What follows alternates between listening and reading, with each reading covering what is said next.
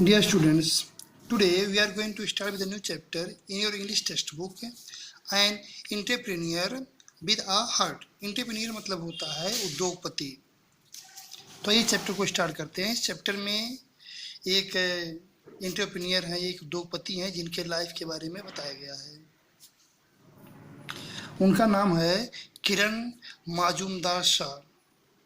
ये Biocon company के founder हैं, तो उन्हीं के बारे में बताया गया है। एक चाइनीज फिलोसफर है, उनका एक स्टेटमेंट इसमें दिया गया है, a journey of 1000 miles begins with a single step. मतलब कि 1000 मील की जो यात्रा होती है वो भी एक कदम से स्टार्ट होती है। School is one of the best places for children to find good role models. School सबसे बेहतर, सबसे बढ़िया जगह होती है जहां आपको एक अच्छा रोल मॉडल मिलता है। From Malala Yousafzai to Michael Obama and Sachin Tendulkar to Lionel Messi, a good role model can inspire you, ignite your imagination, and instill in you the desire to rise above the ordinary।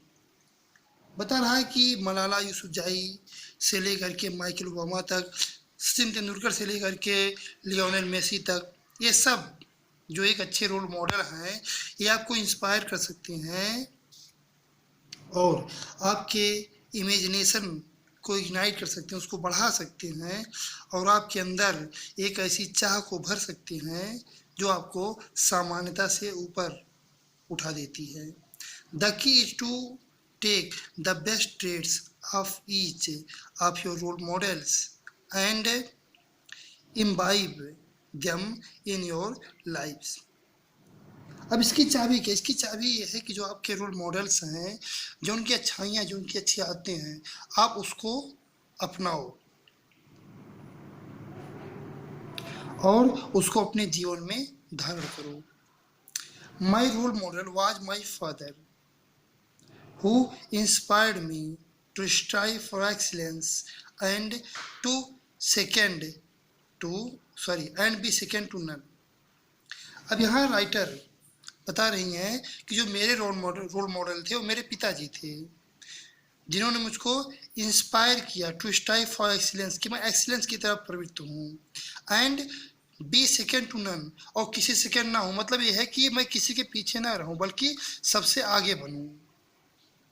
He made me believe that through a single-minded pursuit of the business of science, I could touch the lives of many people, and that is just what I did।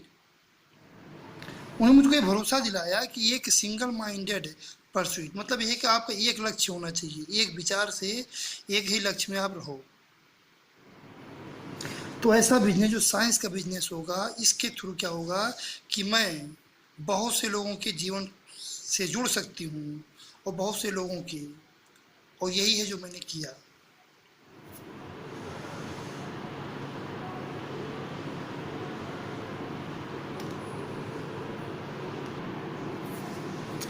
My early years, अब इनके life के जो प्रारंभिक समय थे उसके बारे में बता रहे हैं कि as a child I was fascinated by science and was fortunate enough to grow up in the science capital of India, Bengaluru. ये बोल रही है कि एक बालक के रूप में, एक बच्चे के रूप में मैं साइंस से बहुत फैसिनेटेड थी, आकर्षित थी, और मेरा ये सौभाग्य था कि मैं भारत के विज्ञान की ही राजधानी में थी, बेंगलुरु। बेंगलुरु को कैपिटल मतलब साइंस कैपिटल ऑफ इंडिया कहा जाता है, यानी भारत के विज्ञान की राजधानी कहा जाता है इसको। Moreover I had some good science teachers in school, they really made me understand what science was all about, and it was this kind of curiosity driven approach to science that made science exciting. बोले इससे अच्छी बात ये थी कि मेरे school में कुछ अच्छे साइंस टीचर्स थे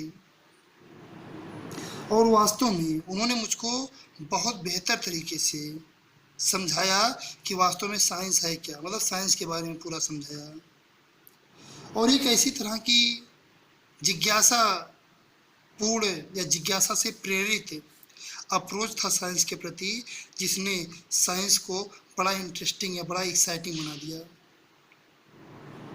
They sparked a passion for science in me, and it led me to frequently visit the city's science museum and brewery where my father worked.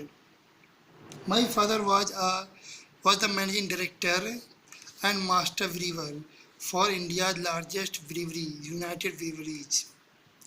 I would be fascinated by the unique processes and smells associated with brewing, which is the oldest form of biotechnology practiced by humans.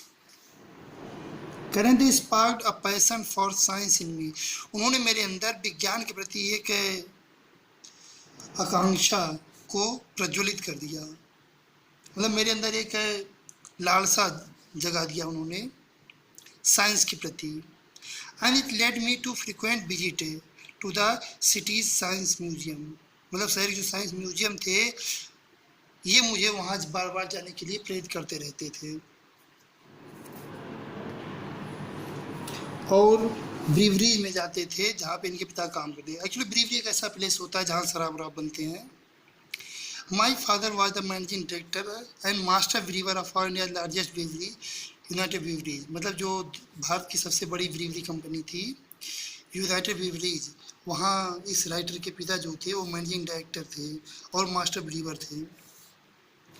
I would be fascinated by the unique processes and smells associated with briefing, बड़ा आकर्षक लगता था writer को उस खास तरीके से जिस तरीके से शराब बनाए जाते थे और उसकी गंध से।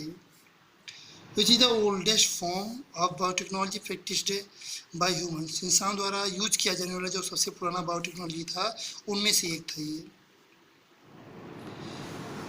Biotechnology as you know is the use of biological processes, organisms or systems to manufacture newer and better products.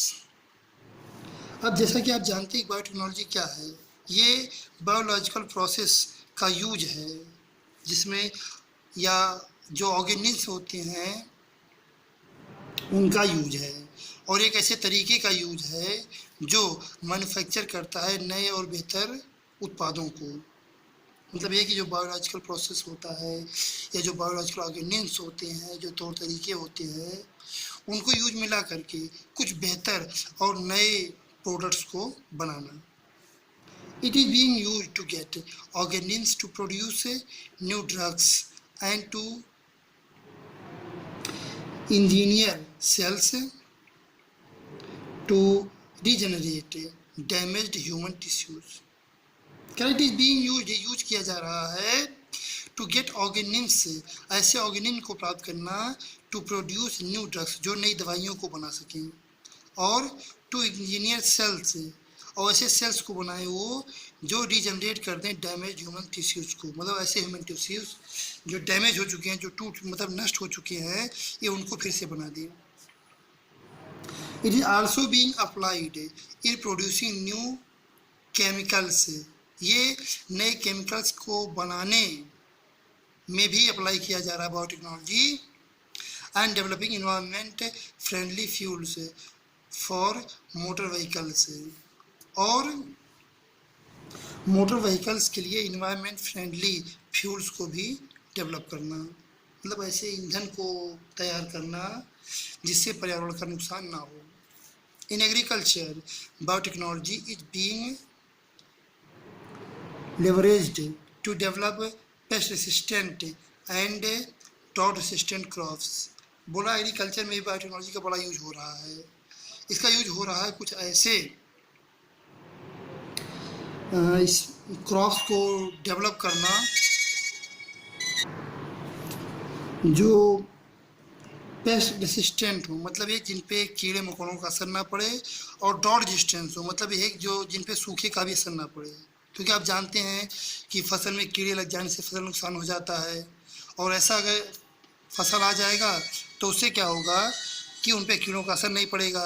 Drought resistant, सूखे से कभी कभार फसल नुकसान हो जाता है, तो अगर ड्रॉट रेजिस्टेंस है मतलब सूखे की असर ना पड़े तो उससे भी फ़ायदा होगा क्रॉप्स का। As a high school student, I would eagerly read up on science. I remember there was a series called Understanding Science. It was a lovely series because it explained things so simply that anyone could understand it. अब writer बता रही जब मैं high school में पढ़ती थी तो I would ईगरली read up on science, तो जो भी साइंस पे टॉपिक्स होते थे उनको बड़े जागरूक होकर के, बड़े उत्सुक होकर के पढ़ती थी। आई रिमेंबर, कह रही मुझे याद है कि एक सीरीज़ था जिसका नाम था अंडरस्टैंडिंग साइंस। ये उसको याद करती थी या उसको पढ़ती थी। इट वाज लवली सीरीज़, ये बहुत प्यारा सीरीज़ था। क्यों? क्योंकि इसमें चीज़ों को बहुत ही आसान तरीके से समझाया जाता था, इतना आसान तरीके से समझाया जाता था कि कोई भी उसको समझ सकता है। I learn a lot on my own regarding biology through that series. कह रहा कि इनके जो बायोलॉजी टॉपिक्स थे उनको ध्यान में रखते हुए भी उन्होंने काफ़ी कुछ उससे सीखा। In fact I still have those understanding science volumes with me. कह रहे हैं आज भी मुझे मेरे पास वो जो अंडरस्टैंडिंग साइंस वॉल्यूम्स हैं, मतलब जो उसकी किताबें हैं, वो आज भी मेरे पास हैं। Given my fascination with science, it was no surprise then that after finishing school I wanted to become a doctor. तो जिस तरह से इनका साइंस में लगाव था तो इसमें कोई आश्चर्य की बात नहीं है कि स्कूल फिनिश करने के बाद ये डॉक्टर बनना चाहती थी। But unfortunately I didn't have the grades to gain admission in the medical college. When I asked my father to secure a seat for me by paying capitation fee, he refused to do so. दुर्भाग्य से इनका क्या हुआ कि जो इनके grades थे, इनके नंबर्स थे, वो इतने नहीं थे कि इनका मेडिकल कॉलेज में एडमिशन हो सके। जब उन्होंने अपने पिता से कहा कि जो कैपिटेशन फीस होता है उसको पे करके इनके लिए एक सीट सिक्योर कर दें, तो उन्होंने मना कर दिया। ही टोल्ड, उन्होंने मुझे बताया कि I have provided you with the best possible school education. If your efforts have not helped you gain admission into a medical college, it means you haven't worked as hard as someone else who has made the grades. अब इनके पिताजी ने कहा कि मैंने तुमको संभवतः सबसे अच्छे स्कूल में एडमिशन करा दिया, और अगर तुम्हारे प्रयास तुमको मेडिकल कॉलेज में एडमिशन नहीं दिला सकते तो इसका मतलब ये है कि किसी दूसरे ने, जिसको मेडिकल कॉलेज में एडमिशन मिल गया, उसने तुमसे बेहतर प्रयास किया और तुमने उतना बेहतर प्रयास नहीं किया। Money is not the currency with which you buy favours but the currency with which you make a difference to society. बताते हैं पैसा जो होता है वो वह करेंसी नहीं होता है जिससे आप अपने पसंद की चीज़ें खरीद ली, बल्कि ये वो करेंसी होती है जो आपको सोसाइटी से अलग बनाती है।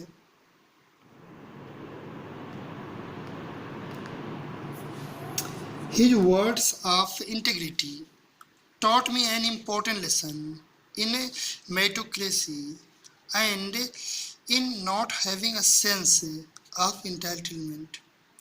अब जो उनके ये नैतिकता के जो संदेश थे जो उन्होंने मुझको दिया था, उन्होंने मुझे, मतलब उन शब्दों ने मुझे एक महत्वपूर्ण पाठ सिखाया इन मेरिटोक्रेसी में। और मेरिटोक्रेसी क्या होता है? मेरिटोक्रेसी होता है कि लोगों की काबिलियत के अनुसार जो है उनके शक्तियों को पहचानना, and in not having a sense of entitlement. और ये बात है कि मतलब जो अधिकार है किसी भी फील्ड में जाने के लिए, उसके प्रति योग्य ना होना। My father advised me to pursue a career in brewing and biotechnology, the field of applied science that had fascinated me as a child. अब मेरे पिताजी ने मुझे सलाह दिया कि मैं ब्रीविंग में अपना करियर तलाशूं और बायोटेक्नोलॉजी में, the field of applied science, जो भी मतलब एक तरह की भी साइंस था जिसने मुझे बचपन में आकर्षित किया था. Back in 1970s, brewing was a fairly nascent stream in India, and there weren't many professional brewers. However, I took on the challenge to prove myself in a vocation unexplored by Indians and more so by women the world over. अब writer हम बता रही हैं कि 1970 के दशक में जो ब्रीविंग था ये बिल्कुल नया नया स्ट्रीम था इंडिया में, मतलब नया नया शुरू हुआ था और इसमें बहुत से प्रोफेशनल ब्रीवर्स नहीं थे. फिर भी I took on challenge to prove myself in vocation unexplored by Indians and more so by women of the world over. अब इन्होंने फिर भी इसको एक चैलेंज की तरह से लिया कि मैं अपने आप को इसमें प्रूव करूंगी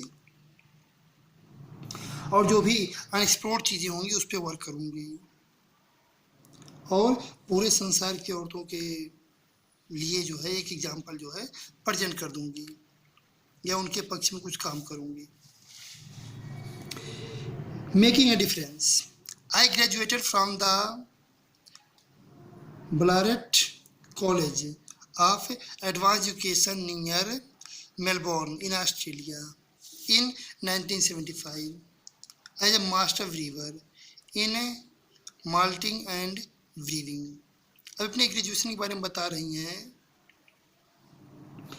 कि ब्लारेट कॉलेज ऑफ एडवांस एजुकेशन, ये जो मेलबोर्न के निकट था ऑस्ट्रेलिया में, वहाँ से इन्होंने 1975 में मास्टर ब्रीवर इन माल्टिंग ब्रीविंग के में जो है इन्होंने अपना ग्रेजुएशन कंप्लीट किया. After turning as India's first woman brewmaster, I was looking forward to an exciting job of leading a brewery in the country. I was in first surprise as I discovered there were no jobs for women in the brewing industry of India. अब जब वहाँ से लौट के आई India तो ये भारत की पहली वुमन ब्रीव मास्टर थी और ये एक एक्साइटिंग जॉब के बारे में, मतलब जो कोई बड़ी ब्रीवरी कंपनी हो देश में तो उसमें किसी जॉब के बारे में जो है या जॉब के लिए ढूंढ रही थी. I was in first surprise, लेकिन इनको बड़ा आश्चर्य हुआ जब इनको ये पता चला कि औरतों के लिए भारत की ब्रीविंग इंडस्ट्री में कोई काम नहीं है. Casting aside the deep sense of disappointment that I felt, I focused on finding a job outside India and very quickly landed a very interesting role at a brewery in Scotland. तो इस बात को किनारे रख करके कि मैं कितनी निराश हो गई थी इस बात से या कितनी निराशा की भावना मेरे अंदर भरी थी, इस बात को किनारे करके क्या हुआ कि मैंने फोकस किया कि भारत के बाहर कहीं जॉब ढूंढा जाए और बहुत जल्द ही इनको एक बहुत इंटरेस्टिंग रोल मिल गया ब्रीवरी में. कहाँ भी मिला? स्कॉटलैंड में. Before I could make that move, fate intervened in the form of an Irish biotech entrepreneur who wanted a partner in India. I was reluctant at first because the thought of starting and running my own company had never crossed my mind, but decided to accept the challenge. अब इससे पहले कि ये देश छोड़ करके वहाँ पे जाती स्कॉटलैंड में अपना जॉब करने के लिए, तभी क्या हुआ कि इनके भाग्य ने थोड़ा सा दखल दे दिया इनकी ज़िंदगी में. किस रूप में दिया? Of N Irish biotech entrepreneur, मतलब ये कोई आयरलैंड का आयरिश जो है बायोटेक कोई उद्योगपति था, वो आ गया। Who wanted a partner India, जो भारत में एक पार्टनर की तलाश कर रहा था। I was reluctant at first, शुरू में तो इनको मतलब इनकी इच्छा नहीं हुई इस पार्टनरशिप को करने के लिए, क्योंकि इन्होंने ये सोचा कि कोई बिजनेस स्टार्ट करना और उसको मतलब अपनी खुद का बिजनेस स्टार्ट करके उसको चलाना जो है वो कभी इनके दिमाग में आया ही नहीं था। अब तक तो ये नौकरी बारे में सोच रही थी, लेकिन इनके दिमाग में ये नहीं आया था कि खुद का बिजनेस स्टार्ट करके उसको चलाना। लेकिन फिर उन्होंने इस चैलेंज को एक्सेप्ट कर लिया। तो इस तरह से उसके मतलब जो आयरिश बायोटेक एंटरप्रेन्योर था उसके साथ पार्टनरशिप में इन्होंने इंडिया में बिजनेस चालू कर दिया। With no prior business background I began my journey in the world of business. अब इससे पहले इनका कोई बिजनेस बैकग्राउंड नहीं था, इसके बावजूद भी इन्होंने जो है मतलब बिजनेस के संसार में अपनी यात्रा आरंभ कर दी, क्योंकि इनके पिता भी बिजनेसमैन थोड़ी ना थे, वो भी कहीं जॉब करते थे। Biocon was born in a makeshift office in a garage in Bengaluru in 1978 with a small personal investment of ₹10,000. I became the managing director of a biotech startup, which in the years to come would evolve into Asia's leading pharmaceutical enterprises. अभी बता रही हैं कि जो इन्होंने start किया अपना business वो बेंगलुरु के एक गैराज में स्टार्ट किया 1978 में, और छोटे से पर्सनल इन्वेस्टमेंट से जो 10,000 रुपये था, मतलब 10,000 रुपये से जो है इन्होंने बेंगलुरु के एक गैराज में 1978 में अपना बिजनेस स्टार्ट किया, और उस समय ये मैनेजिंग डायरेक्टर बनी उस कंपनी की जो उन्होंने स्टार्ट किया था, और जो बाद में चल करके एशिया का मतलब लीडिंग बायोफार्मास्यूटिकल इंटरप्राइजेज बन गया, मतलब संस्थान बन गया। When I started Biocon, I was driven by the spirit to create a business that would leverage science for the benefit of society.